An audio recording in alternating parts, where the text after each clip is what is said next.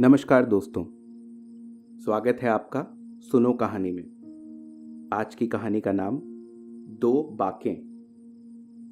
ये कहानी लिखी गई है श्री भगवती चरण वर्मा जी द्वारा।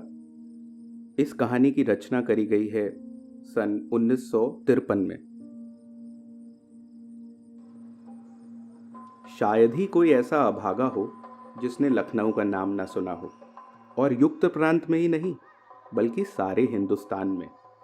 और मैं तो यहाँ तक कहने के लिए तैयार हूँ कि सारी दुनिया में लखनऊ की शोहरत है। लखनऊ के सफ़ेदा आम, लखनऊ के खरबूजे, लखनऊ की रेवड़ियाँ, ये सब ऐसी चीज़ें हैं जिन्हें लखनऊ से लौटते समय लोग सौगात के तौर पर साथ ले जाया करते हैं। लेकिन कुछ ऐसी भी चीज़ें हैं जो साथ नहीं ले जाई जा सकती, और उनमें लखनऊ की जिंदा दिली और लखनऊ की नफासत विशेष रूप से आती है। ये तो वो चीज़ें हैं जिन्हें देशी और परदेशी सभी जान सकते हैं, पर कुछ ऐसी भी चीज़ें हैं जिन्हें कुछ लखनऊ वाले तक नहीं जानते। और अगर परदेशियों को इनका पता लग जाए तो समझिए उन परदेशियों के भाग खुल गए। इन्हीं विशेष चीज़ों में आते हैं लखनऊ के बाके।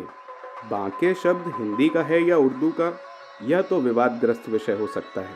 और हिंदी वालों का कहना है, इन हिंदी वालों में मैं भी हूँ, कि यह शब्द संस्कृत के बंकिम शब्द से निकला है।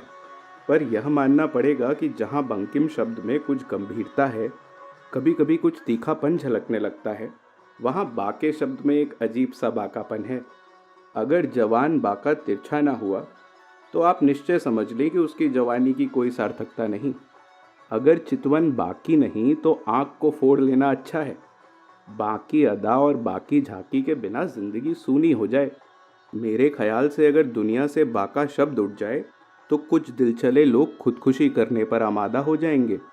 और इसीलिए मैं तो यहाँ तक कहूँगा कि लखनऊ बांका शहर है, और इस बाके शहर में कुछ बाके रहते हैं जिनमें गजब का बाकापन है। यहाँ पर आप लोग शायद झल्ला करके पूछेंगे, मियाँ यह बाके है क्या भला, कहते क्यों नहीं? तो मैं उत्तर दूंगा कि आप में सब्र नहीं। अगर बाकों की एक बाकी भूमिका नहीं हुई तो फिर कहानी किस तरह बाकी हो सकती है? तो लखनऊ में रईस हैं, तवायफे हैं, और इन दोनों के साथ शोहदे भी हैं। बकौल लखनऊ वालों के ये शोहदे ऐसे वैसे नहीं हैं। ये लखनऊ की नाक हैं। लखनऊ की सारी बहादुरी के ये ठेकेदार हैं, और ये जान लेने तथा देने पर आमादा रहते हैं। अगर लखनऊ से ये शोहदे हटा दिए जाएं तो लोगों का यह कहना, अजी लखनऊ तो जनानों का शहर है, 16 आने सच उतर जाए। जनाब, इन्हीं शोहदों के सरगना को लखनऊ वाले बाके कहते हैं। शाम के वक्त तहमत पहने हुए और कसरती बदन पर जालीदार बनियाइन पहनकर उसके ऊपर बूटेदार चिकन का कुर्ता डाटे हुए जब ये निकलते हैं, तब लोग बाग बड़ी हसरत की निगाहों से इन्हें देखते हैं। उस वक्त इनके पट्टेदार बालों में करीब आधा पाव चमेली का तेल पड़ा रहता है। कान में इत्र की अनगिनत फुरहरियां खुसी रहती हैं, और एक बेले का गजरा गले में तथा एक हाथ की कलाई पर रहता है। फिर ये अकेले भी नहीं निकलते, इनके साथ शागिर्द शोहदों का जुलूस रहता है। एक से एक बोलियां बोलते हुए, फप्तियां कसते हुए और शोखियां हाँकते हुए इन्हें देखने के लिए एक हुजूम सा उमड़ पड़ता है। तो उस दिन मुझे अमीनाबाद से नक्खास जाना था। पास में पैसे कम थे, इसलिए एक नवाब साहब ने आवाज़ दी, नक्खास, तो मैं उचक कर उनके इक्के पर बैठ गया। यहाँ यह बतला देना बेजा ना होगा कि लखनऊ के इक्के वालों में 3/4 शाही खानदान के हैं, और यह उनकी बदकिस्मती है कि उनका वसीका बंद या कम कर दिया गया और उन्हें इक्का हाँकना पड़ रहा है। इक्का नक्खास की तरफ चला और मैंने मियाँ इक्के वाले से कहा, कहिए नवाब साहब, खाने पीने भर का तो पैदा कर लेते हैं। इस सवाल का पूछा जाना था कि नवाब साहब के उंदरों के बांध का टूट पड़ना था। करुण स्वर में बोले, क्या बतलाऊं हुजूर, अपनी क्या हालत है, कह नहीं सकता। खुदा जो कुछ दिखलाएगा देखूंगा।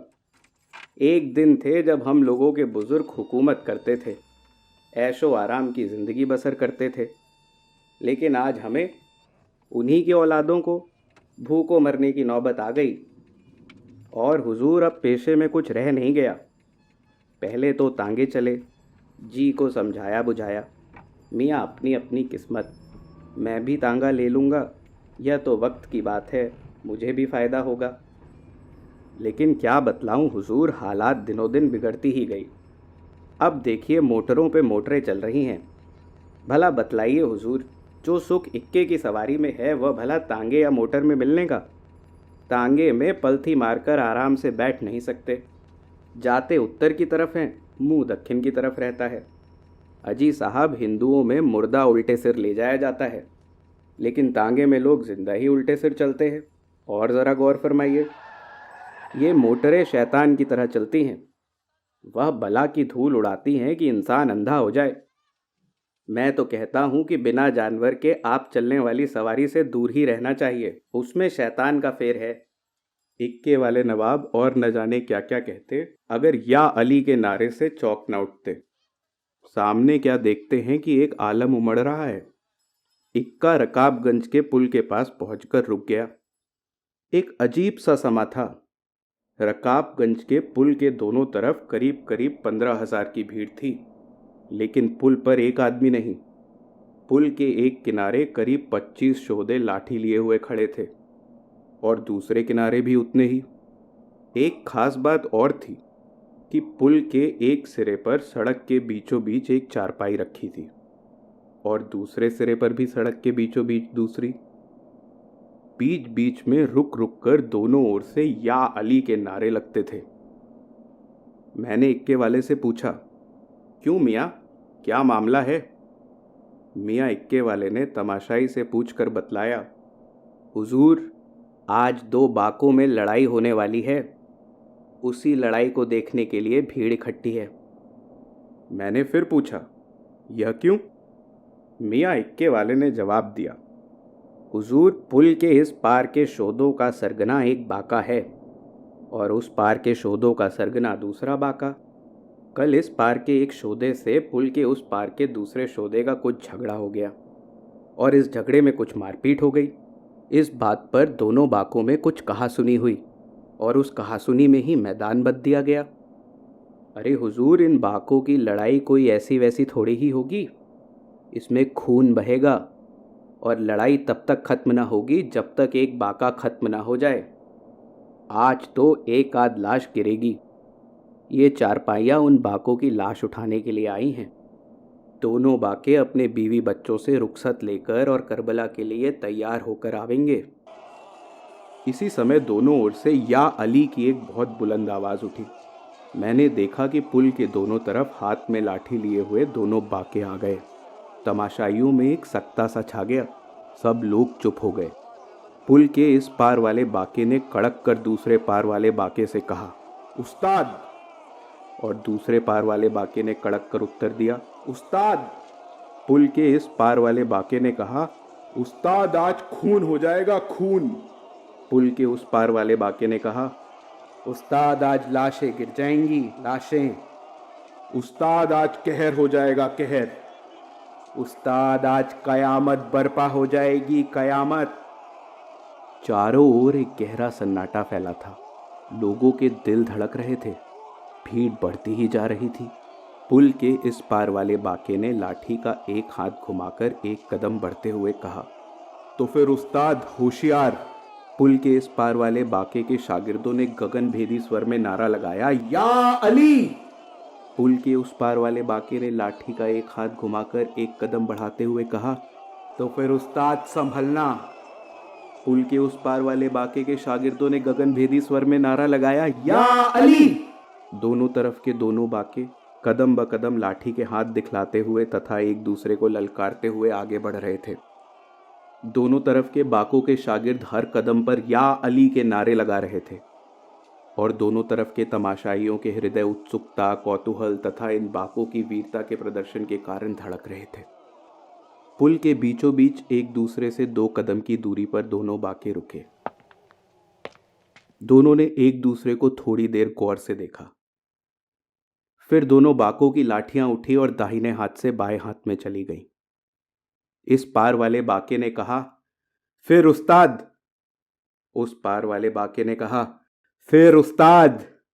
इस पार वाले बाके ने अपना हाथ बढ़ाया, और उस पार वाले बाके ने अपना हाथ बढ़ाया, और दोनों के पंजे गुद गए। दोनों बाकों के शागिर्दों ने नारा लगाया, या अली।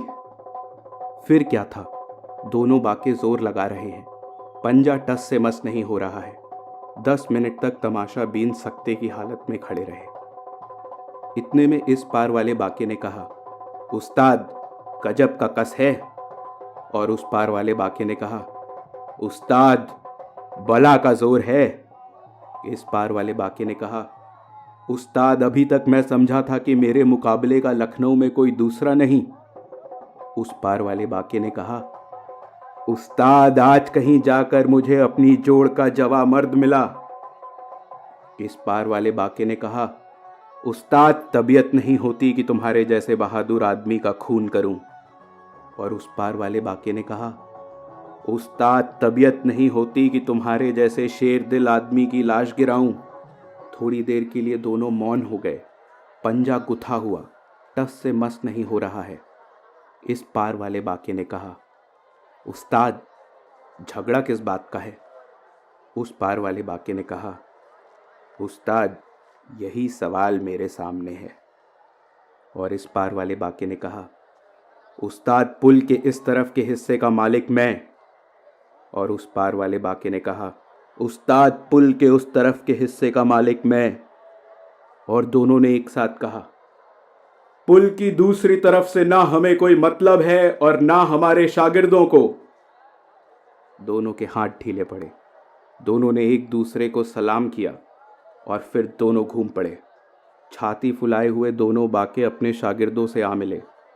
बिजली की तरह यह खबर फैल गई कि दोनों बराबर की जोड़ छूटे और उनमें सुलह हो गई। इक्के वाले को पैसे देकर मैं वहां से पैदल ही लौट पड़ा, क्योंकि देर हो जाने के कारण नक्खास जाना बेकार था। इस पार वाला बाका अपने शागिर्दों से घिरा चल रहा था।